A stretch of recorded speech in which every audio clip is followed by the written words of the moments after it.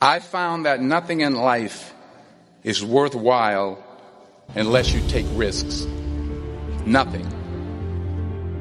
Nelson Mandela said, "There is no passion to be found playing small and settling for a life that's less than the one you're capable of living."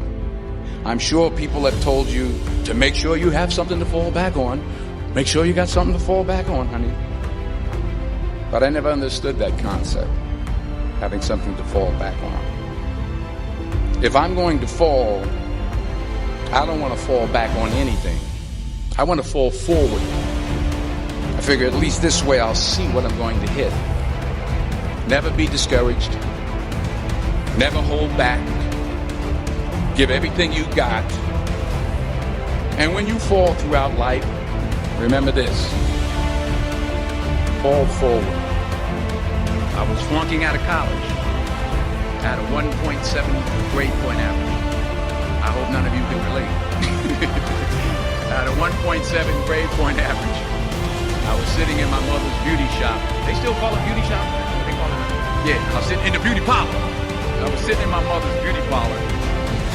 And I'm looking in the mirror, and I see behind me this woman under the dryer. And every time she looked up, every time I looked up, she was looking at me. Just looking me in the eye. And I didn't know who she was, and I said, she said, "Somebody give me a pen. Give me a pencil. I have a prophecy." March 27, 1975. She said, "Boy, you are going to travel the world and speak to millions of people." Now, mind you, I was flunked out of college.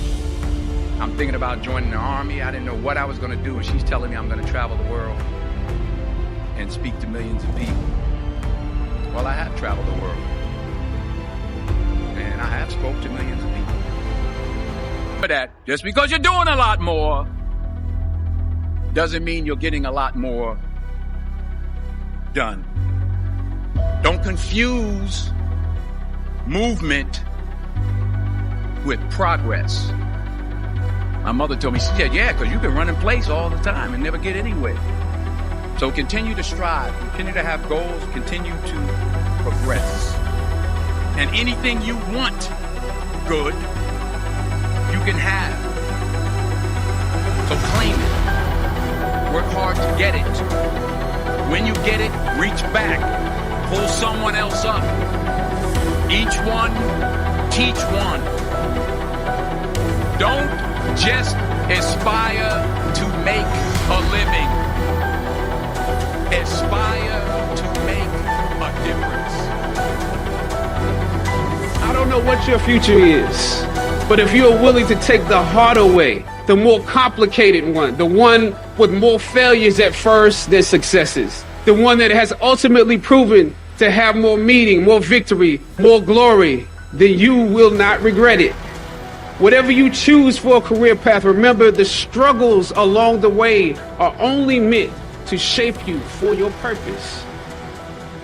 And this thing that people do where they avoid discomfort, it sounds ridiculous, but it just creates more discomfort. You don't realize that in forcing yourself to do something very uncomfortable that you can control, like an ice bath, like a sauna, like a run, like a workout, you are eliminating another form of discomfort.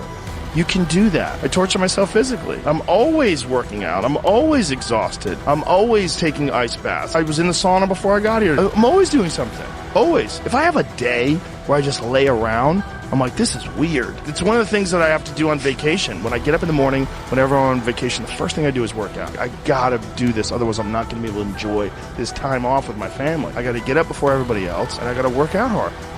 Real empathy is connecting to someone in their emotional language, not yours. Right? That's real empathy. That's real connection. That's real compassion. Is that you're able to communicate with someone and express your thoughts in their emotional language, not yours. And this is something we struggle with, because when we're feeling tired, exhausted, stressed, overworked, we communicate more in our language because we want to be heard, not realizing that when we fight for being heard, we actually alienate the other person. They're just disconnected because we're speaking a foreign language. That's literally what it sounds like.